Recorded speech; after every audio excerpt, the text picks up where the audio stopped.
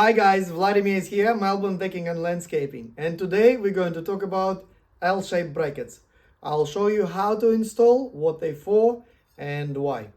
These L-shaped brackets are used to install a subframe of the decking, and they are 140 high, 50 mil wide. It's a galvanized steel which is 3 mil. Quite a durable product, quite easy to install, very cost effective, under $2 each.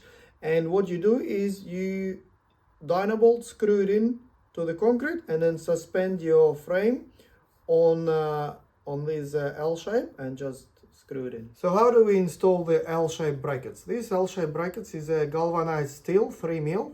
It is very strong and durable. The way we install it, we pretend that this is the concrete. Basically, you pre-drill and dynabolt this L shape to the concrete surface or to the paver.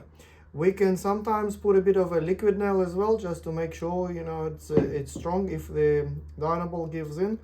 The dynabolts, I recommend also the galvanized one, 6 mil by 50. When you screw it in, then you can suspend the frame on to the whatever height you want, and then you screw it on these multiple holes. And then if the L shape is higher than your frame, you just cut it off. And what we do is usually we install L shape, one on this side, then the other one will be on the other side of the joist, and then the other on this side of the joist. So this way the joist will be holding on much stronger.